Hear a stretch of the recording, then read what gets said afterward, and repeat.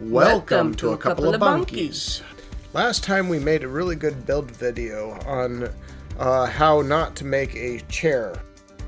Even though we failed at the first time, we did want a shower chair, and we wanted it kind of similar to what they have in Japanese bathhouses. I found a couple examples of onsen chairs. I picked out a design I liked, drew it out, and went downstairs to cut it out. Onsen chair is usually made out of cypress, but we had a lot of cherry on hand, and we had thick enough board that we can make a chair similar to an onsen chair. After cutting this board to the dimension I need to make all of the cuts, I went ahead and took it to the planer. And now back to the table saw in order to make the other cuts. Tim starts off with squaring up the boards. He squares up the board width-wise first. I cut a piece rough to size for the seat. Using a template that I had printed out from my design, I marked the area on the board in which I would be cutting the brace and the two legs. I started off by cutting the brace, then reset my table saw fence and cut out both of the legs. Then I cut the brace to the length I think I needed. Tim goes ahead and trims up the brace template to the exact size. Then he tapes the brace template to the board. He also tapes two boards together with a double-sided tape and then places the leg template on the top and tapes it together. Now the legs go to the bandsaw and get cut. Oh no! I need a cup of coffee. You know where you can get a cup of coffee? At buymeacoffee.com? That's right. For as little $3, you can go ahead and help us out by buying us a cup of coffee. Or for $5 a month, you can become a Walnut member and have access to unseen content. I don't even know what's in there. Will be a mystery until we have someone to buy us a cup of coffee. Just check Bunky's Woodworking at buymeacoffee.com. Now I cut out the brace. I go over all the pieces with the belt sander. Cherry burns very easily, so I had to be very careful not to leave the sandpaper on too long or else it would burn. Please remember to like, share and subscribe. And ring the bell icon if you want to be notified of future videos. Did you forget to shoot something? No. Apparently he forgot to record, but he chamfered the seat. He gets out his router table and rounds over the edges of the seat. I go ahead and round over some of the edges on the brace and the chair legs.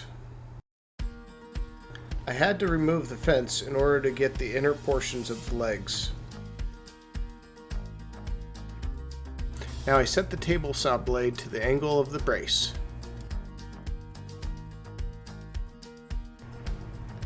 Then he cuts the grooves in the seat at that same angle. Since I don't have a dado stack yet, I have to kind of creep up on the right size in order for the legs to fit into the seat. I finally got the grooves to the right size and I do a dry fit. The brace that I cut out ended up being way too long. So I made some measurements and then cut the brace to fit the chair. This is what happens when you don't measure twice and cut once. Now that everything fits with this dry fit, I go ahead and clean up everything with the chisel. Now I go ahead and find center of the chair seat so I can align the brace to the center. I go ahead and do another quick dry fit and everything seemed to look pretty good. Now I'm trying to decide how I'm going to hold everything together.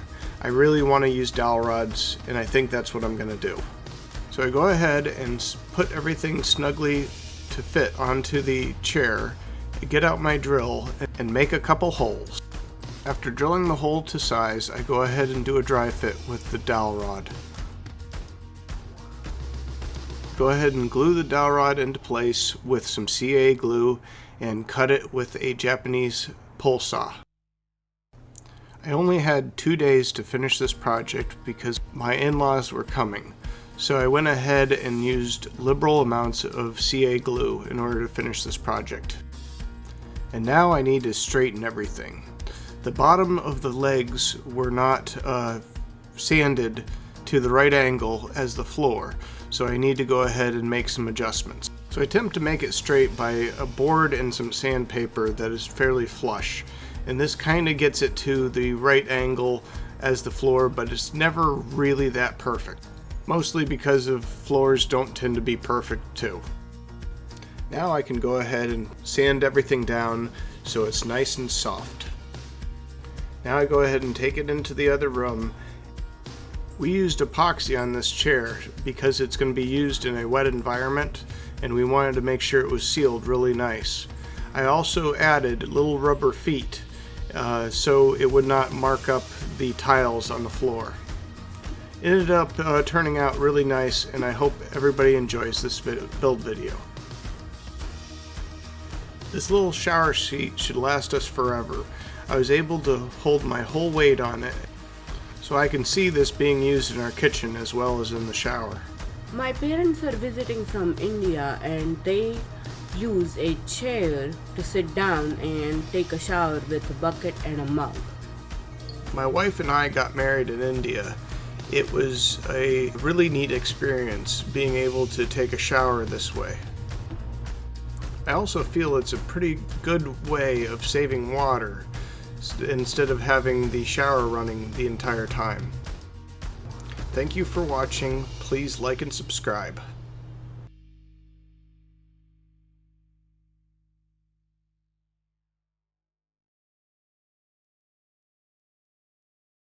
Hey Gray, the microphone is right up here. Meow doom hee ho, meow meow doom hee ho, meow